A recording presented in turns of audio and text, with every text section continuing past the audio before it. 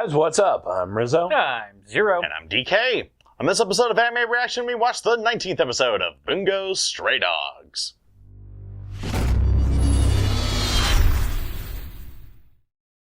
If you want to check out our reaction to the 19th episode of Bungou Stray Dogs, hit that link in the description below. And be sure to give us feedback in the comments section because we love hearing from you. And as always, if you like what you see, subscribe to Otaku Saga, and don't forget to like and share our videos. And thanks for watching.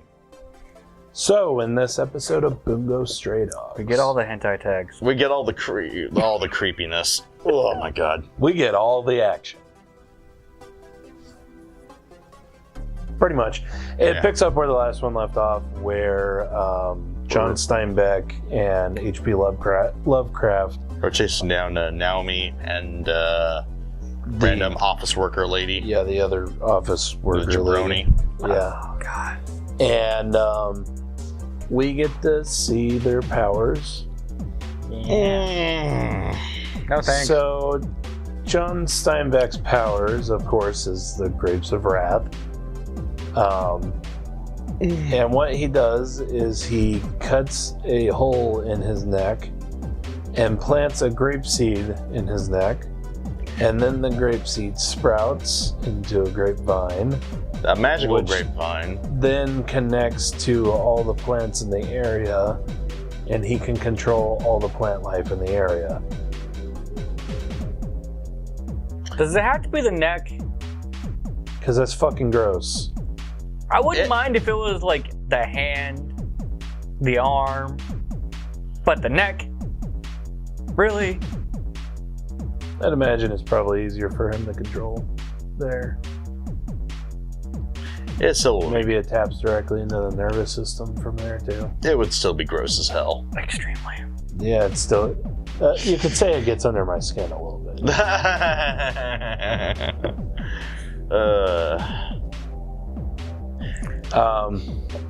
Of course, he used this ability to hunt down the two office ladies. While they're trying to drive away in a Looks like a Fiat. totally not a Fiat. And yeah, basically, you remember in the movie Jumanji, That. Mm-hmm. the car? Yo. Yeah. Exactly that. Yeah, no, that's exactly what happened. And then, of course, Kunikita and Tanizaki. yeah, Or Junichiro, Right. Naomi's brother. They come to the rescue using the Junichiro's power to hide Kunikita, and Kunikita uses just a straight up pistol and caps H.P. Lovecraft in the back of the head. Of course, rule number 1. Well, yeah, you knew that wasn't going to put down Lovecraft. The fucking Cthulhu. But, yeah, it appears as though they have the upper hand, and Lovecraft gets back up. And as far as I can tell, his power is basically the same as Atsushi, except he's Cthulhu instead of a tiger. A were Cthulhu. Pretty much, yeah. Because it's shown that he can change his limbs into tentacles. Let that sink in, people. Were Cthulhu. How awesome is that? And he can... walks among us. I already knew that. And he can recover from any wound, including gunshots, multiple gunshots, probably a crushed everything from that truck. Definitely crushed everything from that truck. And especially a broken neck. I'm wondering how the hell John got up from all that. Right? Maybe his... Plot armor. Yeah, maybe his vines protected him. Maybe. Although I imagine being the gifted, you're naturally a little more sturdy than the average bloke. Probably. They got Hiyori. They got like, straight up. Damn it! We missed that call! Damn it. I didn't want to say it because it's the bad guy, not the good guy. Okay. But okay, that was an awesome use of Junichiro's power. It was. That was clever. Hey, that truck's still coming straight at us, not slowing down at all. He sees us, doesn't he? Doesn't he? Doesn't he? Yeah, and then you see Junichiro's eyes. 0 fucks to give. Right. And it made it all the better because after John Steinbeck went on the monologue about, basically confessing that he's a ciscon. Yeah. Just like Junichiro is. But Junichiro won by out-cisconning John Steinbeck. I'm not sure who won here. Anyway. Called a draw. So that was awesome. During that whole fight scene, the girls escape and go down to a train. And on the train, they meet a person who may or may not actually be working with the Port Mafia. I'm leaning towards not, because this person is crazy as fuck. Formerly imprisoned by the Port Mafia. But the boss said, you know what? Fuck it. And as he lets Q out, he sends a couple people. He sends Jin and what was her name? Ichio. Yeah, Ichio. Ichio. Sends the two of them to fetch Dazai And offer him his position back, basically. as a mode, as a way to protect him from said Q. Yeah. That His lets you know face. how dangerous Q is. His face when it's revealed that Q was let out of prison.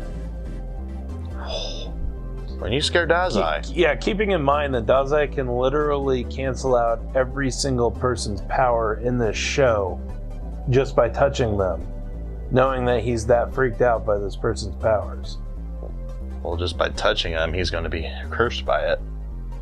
Yeah, but Yes. I mean, he could wipe out that power. He should be able to anyway. Well, that will be one of the last major confrontations of the series for sure.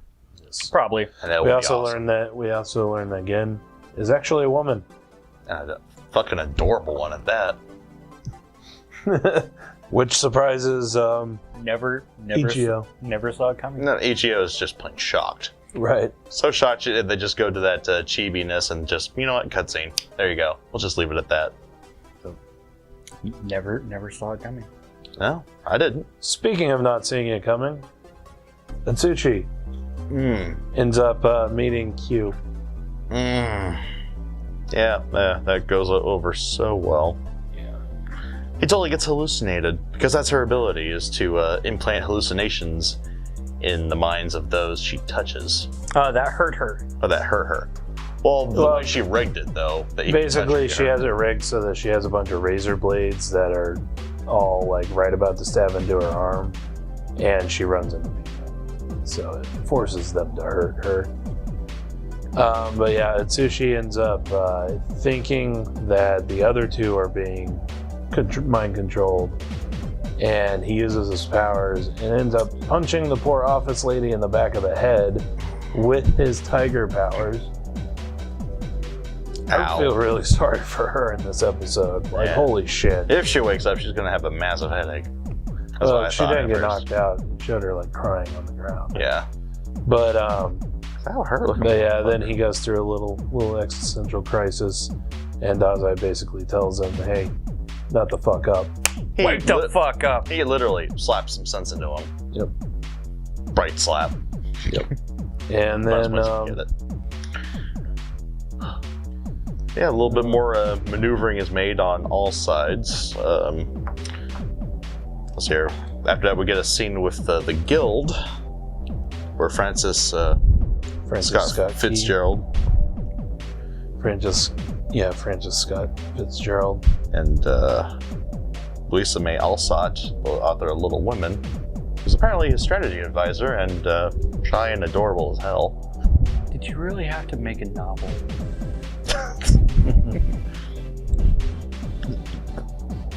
Is there irony in that line? It just sounds. Yeah, right?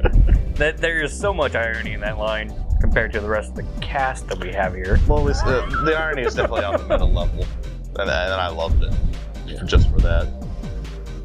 But yeah, they set out to execute a strategy, which we'll get back into later. We go back to the detective agency. Dazai has a new plan, a trump card he has waiting in the wings, which turns out to be Ango. Well, it might not actually be Ango. It might be somebody that Ango has control of or something like that. All right. Well, Ango's with the government now, so, or was always with the government, rather. Well, he's actually working in a government office again instead of being a spy. Or was it the gifted something or other division?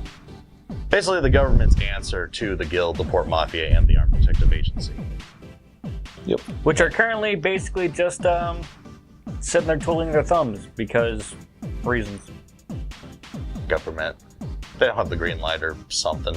Well, basically, the guild is in good with diplomats, so they end up having basically diplomatic immunity. It's just like Lethal Weapon. Oh, I forget which one it was, 2 or 4. It was one of the Doesn't later matter. films. Yeah, right. But yeah, it's pretty bullshit. And for some strange fucked up reason, Ango just randomly slams on the brakes in the middle of the fucking road, in the middle of the fucking intersection, and starts yelling at Dazai that he needs to get out of here and blah blah blah blah, and he needs to protect, all that crap. And Dazai totally sees the car coming because he's turned towards Ango, and he doesn't actually say anything. actually, I think he tried to say something, but he said something far too Vague. At the very last second, he actually says something, and they get T-boned. I can only imagine that Ango is not going to survive this whatsoever. I think he might have sacrificed himself to maybe fake Dazai's death or something, or I don't know what the hell. It has to be some extreme maneuver on Ango's part, though, to do something like that at this point in the game. Yeah. And not only himself, but his 2 lackeys as well. So Now, my problem with all of that just happened, if you're going to make a character that you're going to bring in for literally 3 minutes between when they met and basically the end of the episode, it was only like 3 to 5 minutes. yeah, He was in literally 2 scenes that amounted to maybe a minute. Why did we get introduced 4 episodes describing these guys' relationship? If this character literally came in to die in the episode that he came in on. to make an impact. I'm really beginning to not see the usefulness of these 4 episodes. The only purpose I think would be for it to shock Dazai. I mean, and that's probably it. And it's You could not. still just introduce him as an old friend.